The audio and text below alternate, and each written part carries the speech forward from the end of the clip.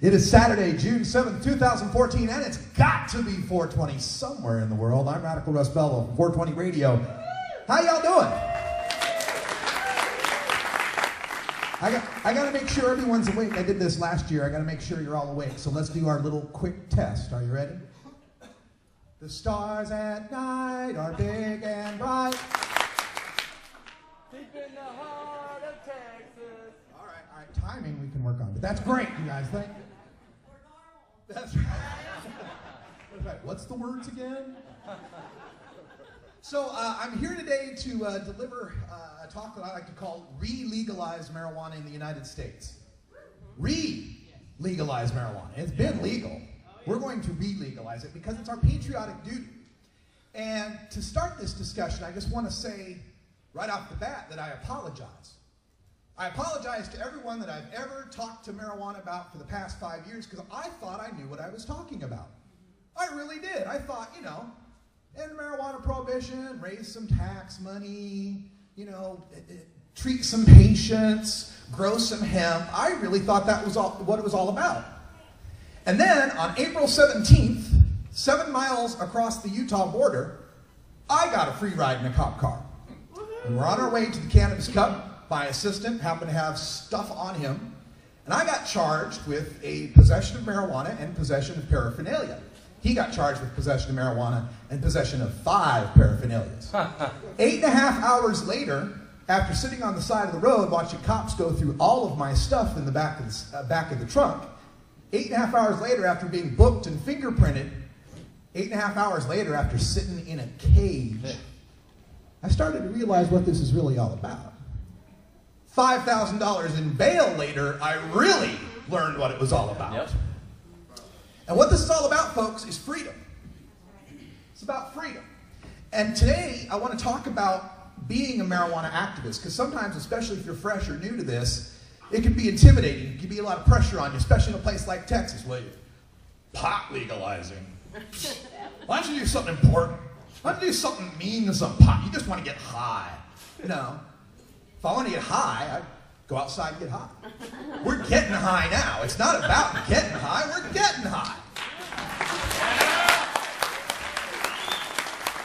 This is about freedom, and it's about our civil rights. So we're going to talk a little bit today about civil rights. Now, a lot of people, when you think civil rights, you think Civil Rights Act of 1964. You think about, you know, equal rights for black people, equal rights for women, equal rights for gay people is starting to, you know, be developed in this country. But those are kind of immutable, inherent characteristics that we think of. You know, you can't help being black, right? You can't help it. It came out this way. But we also protect people for their choices, and we protect people for their ideologies. Under the Civil Rights Act, it's illegal to discriminate against a woman who's pregnant. Or we also have that right to choose, the abortion rights argument. So am I to understand we have a right to do with our bodies what we choose? Is that the way that works out? Ethnic background and national origin. You can't discriminate against someone for belonging to a particular group or having a particular ethnic background. So you're telling me that you can't discriminate against a people with a common culture? Is that what that means? And then religious beliefs, right? Sometimes they'll say, well, you know, pot smoking is a lot like being black or gay because you choose to smoke pot. Well, yeah, sure, you choose to be Catholic or Mormon too. And you can't discriminate against that. So we can't discriminate against how we choose to believe and worship. Then how does that not apply to us?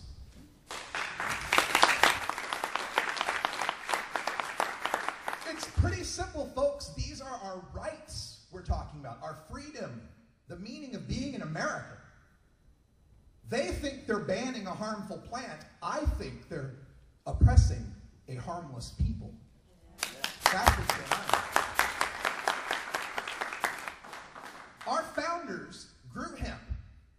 Our founders wrote the Declaration and the Constitution on drafts of hemp paper. The actual ones are on parchment, by the way. It's just the draft versions were on hemp, but still, right? So they were well aware of hemp. It was part of our culture. It was part of how we came to be American. Why would these guys stop to think people have a right to grow crops? They'll be like, people have a right to breathe air and go to the bathroom. I mean, it's so obvious. Why would a bunch of 18th century farmers think to write that down? But I've got to think they would have thought it was a right. Marijuana prohibition subverts more of our natural and constitutional rights than any policy since slavery. And I'm going to show you how. Let's start with our First Amendment, right? First Amendment is pretty easy. Congress shall make no law respecting an establishment of religion or prohibiting the free exercise thereof. Well, unless you're a Rastafarian. Then the problem is your sacrament is too popular. That's exactly what it is. There's been some decisions that have said that Native Americans and Brazilian Indians can access peyote, ayahuasca, these very powerful hallucinogens that are in Schedule 1, just like marijuana. And the courts have said, yeah, that's cool because so few people use those drugs, and we can kind of tell who they are, right? They're natives, we can identify them readily. But marijuana, why, if we made that a religious right, suddenly there'd be 26 million religious people. And they know they don't want to do that. So basically they're saying, sorry, your God picked a sacrament that's too popular and has the least harm. If he'd have picked something a little more harmful, maybe we could let you have that. You know, like alcohol and Catholics with their wine that they give to kids as young as 7 years old. Or abridging the freedom of speech or of the press. Unless you're in Colorado or Washington and want to advertise your legal pot shop, and then there's all sorts of restrictions on your freedom of press and speech. Or the right of the people peaceably to assemble, unless they're smoking pot where people can see them, unless it's Fort Worth on the March Day, apparently. And to petition the government for a redress of grievances, unless you live in a non-initiative state, which there's 26 of those. You can't do your own direct initiatives. And of course, there is no such thing as a federal initiative. So we have the right to petition our government, and they have the right to ignore it. Oh, we're in Texas. We gotta love this one, right? The Second Amendment. Woo!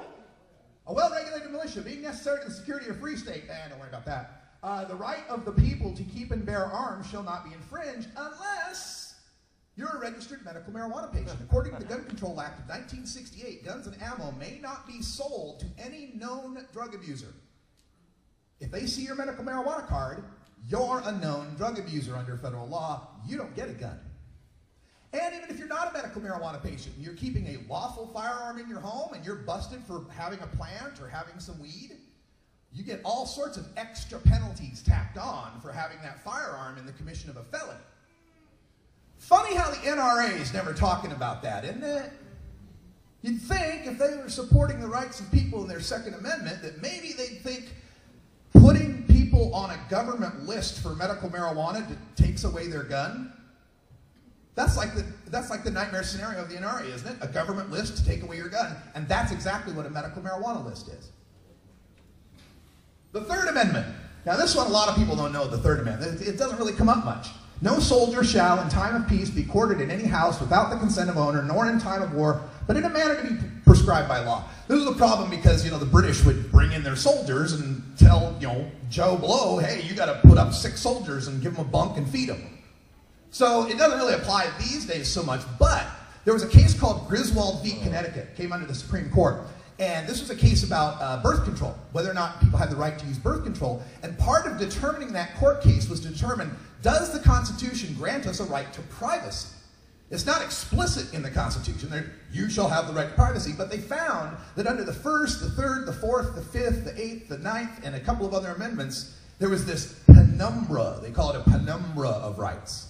And basically they said, well, the Third Amendment, since they're talking about your home, it was about keeping the privacy of your home, and so we ought to have that privacy. And Justice Douglas, deciding that case, decided that the Third Amendment was part of our right to privacy. Except now, in another recent court case, the Ninth Circuit Court of Appeals, and it hasn't been heard by the Supreme Court as far as I'm aware, said cops can secretly place a GPS device on your car, on your property, without your knowledge, without a warrant. This is the case of a guy named Juan Pineda Morales in Oregon in 2007. They were staking out a grow shop, hydroponic shop. Found this guy driving his Jeep there, picking up a whole bunch of soil and lights and stuff. picked up his license plate, followed him to where he was back home. He parked his car in his driveway. At night, they came in and put a GPS on his car. Tracked everywhere he went.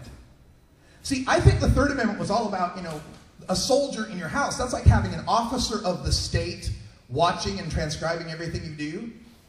That's what a GPS is. Watching and transcribing everything you do, everywhere you go, everyone you visit. And that's legal in this country. Fourth Amendment, the right of the people to be secure in their persons, houses, papers, and effects against unreasonable searches and seizures shall not be violated, except they can take your pee. They can take your pee in these cases. They can take your blood. They can search your house if they smell pot and hear furtive movements. This was a case where the cops were called to go find, it was like a warrant to go get this drug guy in an apartment complex, and they went up to the second, third floor, whatever it was. The door they were going to go to was there, but they smelled some pot coming from over there. So they came over, they knocked. Police, we'd like to talk to you. And they heard a guy scurrying around in the background and burst in because they figured he's trying to get rid of the evidence, which was always funny to me because we had enough pot to be really worth busting the door down. It's not like you could flush it. It's not cocaine, right? It'd stop up the toilet. But their reasoning is, hey, those furtive movements might be trying to destroy evidence. And the Supreme Court said, yeah, you're right. If you think there's pot in there because you smelled something and you hear somebody running around in there, that's enough reason to bust down your door and take you away. And, of course, we know about Edward Snowden and the NSA spying, where they're listening to all our phone calls and tracking all our email and mobile data. So much for the Fourth Amendment. And by the way, a lot of the powers they have to do that came under the USA Patriot Act, which was originally designed, of course, to stop terrorism after 9/11. Patriot Act searches have been used against terrorism in 15 cases and against drugs in 1,500. Who's the terrorist, right? Another part of the Fourth Amendment says, no warrant shall issue but upon probable cause, supported by oath or affirmation, and particularly describing the place to be searched and the persons and things to be seized. Except that probable cause lately is profiling. That probable cause is, oh, you're a black kid in Harlem. That probable cause, oh, you're a white guy with dreadlocks. That probable cause, oh, you got a normal sticker on your car. My bust in Utah was because we had Oregon plates and my assistant had 4-foot-long redhead dreadlocks. Now, they said the probable cause was our window tint. Because you know when you're driving down the Utah freeway at 80 miles an hour, the cop sitting across the other side of the road can tell a 12-degree change in window tint shade as it drives by. That was his probable cause. And about this warrants and describing the place to be searched and the persons to be seized, I have so many stories that I've gone over where doors have been busted down in innocent people's homes because the cops messed up the address or got the wrong person on the warrant. And sometimes those people are killed. Catherine Johnston in Georgia, 92-year-old woman. Here's the cops. She's in a bad neighborhood. Cops are bursting down her door. She's got a gun to protect herself. She fires off. They fire and kill her. And then after they've killed her, tried to plant some weed next to her so they could justify it. 92-year-old woman. Fifth Amendment. No person, and there's a bunch of in the Fifth Amendment, I chopped some of it out. But no person shall be subject for the same offense to be twice put in jeopardy of life or limb. That's the double jeopardy thing. Can't try it twice for the same thing, except multiple charges for the same crime, like conspiracy plus intent to deliver. You're only doing one thing, but they find 2 crimes to charge you with. And another example of that, too, in California, one of the DAs down in San Diego, I believe it was, charged this guy who's running a dispensary, so they set up a sting where a cop using a fake ID, but really from the state, so there's no way you could tell it's a fake ID, right? It's a real ID with a fake name. Cop with a real ID with a fake name goes to a doctor, lies about a condition, gets a recommendation from a doctor that's perfectly valid, takes it to the dispensary, deals with them with marijuana. They use that to bust him for a trafficking charge or for a distribution charge. Goes to court, a jury of his peers find him innocent. So that DA set up the same sting again with another cop and farmed it off to another jurisdiction where she could get a jury that would convict the guy. So no double jeopardy, really, because it was 2 different crimes, but it was the same exact thing, right? The same exact action that a jury had already found him innocent. It's just sad. And self-incrimination. You shall not be compelled in any criminal case to be a witness against yourself, except drug tests. What is that but you incriminating yourself of being a drug user? The Fifth Amendment also says that we shall not be deprived of life, liberty, or property without due process of law, nor shall private property be taken for public use without just compensation. Yeah. Except when it's the proceeds of illegal drug activity and they use civil asset forfeiture to take your home, take your car, take your money, charge it with a crime, it's guilty until proven innocent, and you don't even have to be charged with a crime for them to do this. Numerous innocent people have lost thousands and thousands of dollars because of this. A guy, I just did a story last week, driving back, he owns bingo parlors, right? So he's driving back with his bingo cash, like $15,000 I think it was. Cops pull him over, take his 15 grand. Now he's got to spend money to hire a lawyer, and forfeiture lawyers are expensive. Got to hire a lawyer to get that 15,000 back, and then how's he supposed to pay him? That's his money. You have to hire a lawyer with the money that they took from you. It makes it so hard that some people don't even bother to try to get their stuff back. The average amount forfeited in the United States through civil asset forfeiture is $1,250. They do that on purpose because they know that's enough they can make some money, but not so much that you're going to spend money on a lawyer to get it back. I mean, that's 2 hours of lawyer time right there. It's never going to get your money back. So they've got this scheme worked out pretty well. Sixth Amendment. In all criminal prosecutions, the accused shall enjoy the right to a speedy and public trial. Everybody heard of Roger Christie? Runs the THC ministry out of Hawaii. Was charged with major distribution and felonies. Sat in jail for over 3 years. Just now, finally got his trial. Speedy trial. 3.5 years the guy was sitting there waiting for his trial. 3.5 years. And to be informed of the nature and cause of accusations, to be confronted with the witnesses against him. How do you confront a drug dog? A drug dog is brought in as a witness against you. This is a witness who claimed it could smell drugs in your car. How do you confront that dog? Your Honor, please ask the witness to respond in English. You can't. And you have the compulsory process for obtaining witnesses in your favor and to have the assistance of counsel, a lawyer, for your defense.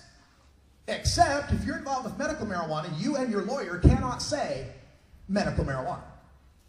A friend of mine was convicted yesterday in Idaho court. Multiple counts, charges related to running a dispensary in Ontario, Oregon. And not once during his trial was he ever allowed to say, I was running a medical marijuana dispensary under Oregon medical marijuana law, serving Oregon patients who were all certified to use it. Can't mention that at all. Because in federal court, when it comes to marijuana, they only want some of the truth, a little of the truth, and the truth they want you to tell. Not the truth, the whole truth, and nothing but the truth. Seventh Amendment. In suits at common law, this is the lawsuit amendment where like you can sue people, right? In suits at common law where the value in controversy shall exceed $20, the right of trial by jury shall be preserved. Unless you want to sue your grower or your dealer for ripping you off. You don't have that right. Any other market, any other commodity out there being bought, sold, or traded, if someone does you wrong, you can sue them. But not marijuana. That's why we solve our problems with guns. In Mexico and sometimes up here too. And no fact tried by a jury shall be otherwise re-examined in any court of the United States than according to the rules of common law. And again, except when the prosecutor in California comes up with 2 different stings to go jury shopping. Eighth Amendment. Excessive bail shall not be required. My one charge of marijuana paraphernalia and possession, $1,166 in bail. My buddy's charge, one possession, 5 paraphernalias, $3,707 bail. Cost me $5,000 to get us out of jail for a quantity of marijuana that was less than 10 grams. Huh. Yeah, excessive bail. Nor shall excessive fines be imposed. The federal fine for growing one plant is $250,000.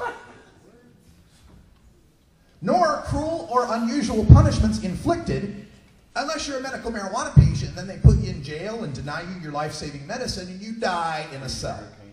And I've told that story far too many times. Ninth Amendment. The enumeration in the Constitution of certain rights shall not be construed to deny or disparage others retained by the people. I call this the "we can't write them all down" amendment, right? Again, you have the right to breathe air. You have the right to a tasty dinner. You have a right to watch sunsets, right? They couldn't write them all down. So how could a group of hemp farmers in an agrarian society that paid their taxes with hemp not think that was a right? They didn't write it down because it would have been ludicrous to them to even suggest you'd ban hemp farming. That they do today.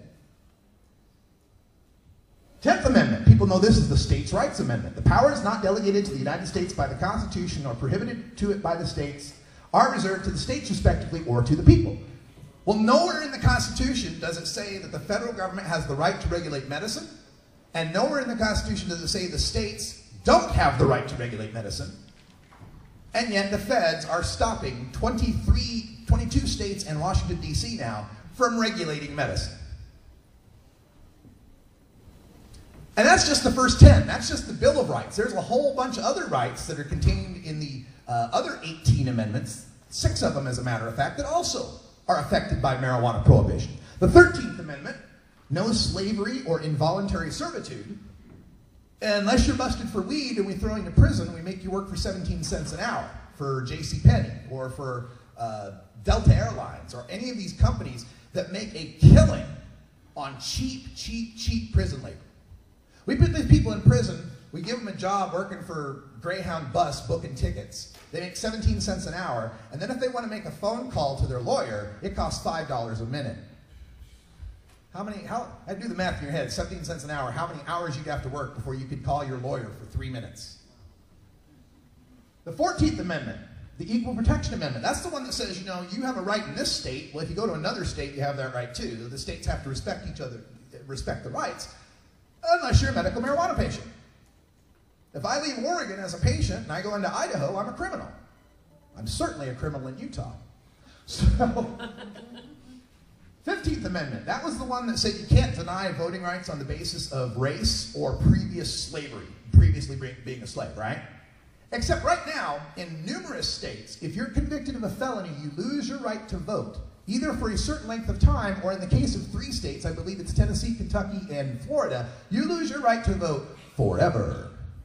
Because of this, and thanks to the fact in Florida that 21 grams of marijuana is a felony, 21 grams is a little over 3/4 ounce, is a felony in Florida. Because of that, over 1 in 5 black men and black people in Florida can't vote for the rest of their life. It's actually 23.3%. So yeah, we're not denying their right to vote because they're black, but we are over-patrolling black neighborhoods, arresting them for weed, and then giving them felonies so they can't vote. So we kind of found a way around that one, right? 16th Amendment, that's the Income Tax Amendment. It says it's, you know, the government can collect income tax. And that's one of the primary weapons they're using now against medical marijuana dispensaries. This code, part of the IRS tax code called 280E, that says drug dealers can't deduct their drug costs, right? And that would, you know, in the case of a dispensary, we're talking about employees and, you know, advertising and all the, you know, utilities, lights, all the typical stuff you deduct as a business. These guys can't deduct. 19th Amendment, women's right to vote. Kind of like the black one about voting, right? We haven't done it directly, but because of the drug war, incarceration of females in this country has gone up 646% since 1980. 646%. And in the case of African American women, it's 888% that it's gone up since 1980 because of the drug war. 21st Amendment, the repeal of prohibition. Remember the repeal of alcohol prohibition? Well, that amendment actually has the word intoxication in it. Intoxicating liquors. In my mind, that tells me that as a country in our Constitution, we've somewhat recognized this right to intoxication, this ability to intoxicate ourselves. And didn't we learn our lesson from history? Didn't we learn the first time prohibition doesn't work? No. It's not working today either.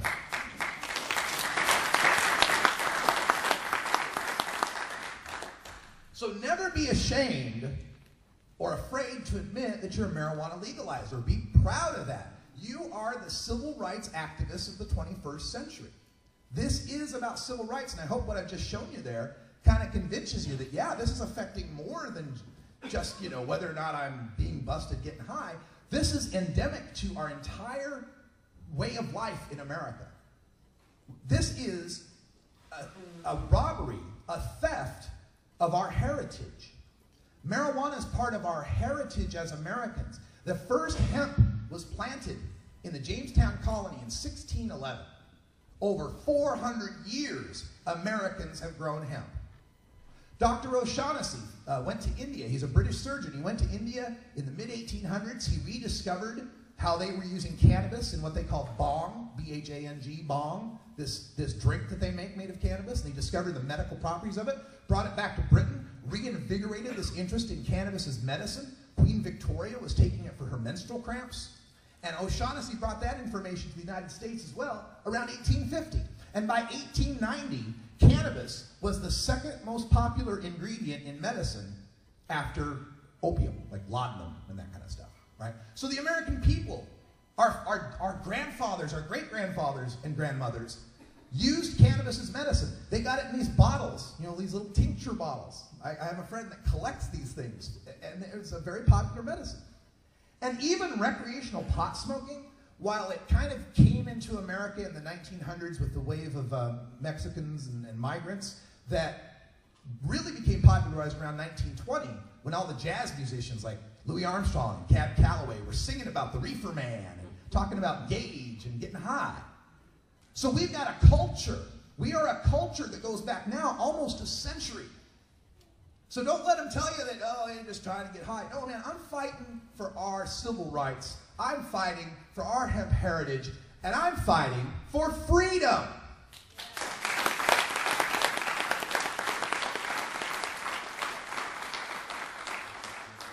And one of the things I really love about the marijuana movement and the issue of legalization is it speaks to every demographic. I went back out there to the room out there. There's Green Party and Libertarians. It's like, otherwise politically on opposite ends of the spectrum, but on this issue they come together. And in so many ways, marijuana is an issue that can bring people together. And as activists, if you can find that little key that unlocks a person's interest, whether it's a mom who's got a sick kid, you can go to the medical route. Whether it's a libertarian who believes in freedom in every other respect, and you can convince them, hey, why doesn't that apply to marijuana? It's Democrats, you can get to Democrats with the civil rights angle. All of those statistics about the over-incarceration of African Americans and Latinos, the racial justice issue, the environmental issue. You can tell them about how illegal marijuana plantations denude our forests and they use up the water and they spoil the land. There's so many Democratic arguments, it's pretty easy. But even with Republicans, it's pretty easy. Hell, states' rights, I can't tell you how many times I've heard that out of Republicans. Well, let's start talking about states' rights, like California, Oregon, Washington, Nevada, Montana, all these states that have medical marijuana. Why don't we talk about those states' rights?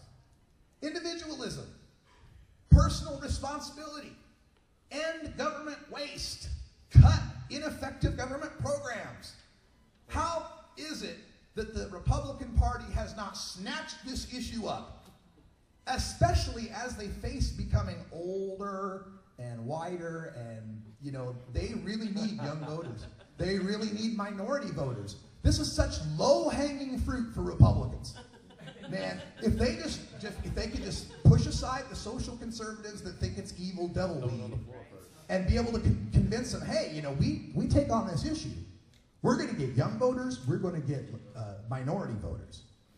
And I always tell Democrats, man, you guys better get on the ball and take this issue up, because if you don't, pretty soon some Republicans are going to go, wait a minute. This works really good for us, doesn't it? And they're already starting to. You get guys like Rand Paul out there that's talking about this, and other Republicans that are starting to come around on this. So it can work both ways, and we're starting to see Republicans come around on this. The most recent vote in the United States House of Representatives on the Rohrabacher-Farr Amendment, you know about this? This amendment they've tried like 6 times before, since 2003, I think is when they first started this. Tried it 6 times before, it always failed, never got any Republicans. It got Ron Paul and Rohrabacher, the guy who supported it, right? And very few others, right? Now, they got like 49 Republicans that voted for this thing. It's amazing. So this issue is turning, and I believe in Texas you guys can turn this especially to your favor. All right, so thank you very much for listening and understanding that this is a civil rights issue. It affects 16 out of 27 of the federal amendments to our Constitution. And if you'd like to know more, I'll have these posters for sale for $10. These are the Legalize Marijuana in the United States posters with 13 quotes from U.S. presidents about marijuana on it. Be glad to sign it for you as well. This presentation will be available on our website at 420radio.org in our shop if you want to download the presentation for your own use. You're perfectly willing to do that. There's my information as far as contacting me on the web and our different live streams for the show, and my Twitter accounts and Instagram and whatever they come up with next. I'm sure there'll be another one soon. But that's everything there. I'm Radical Russ Belville. Thank you for having me here, Texas. And until next time, take care of each other, folks.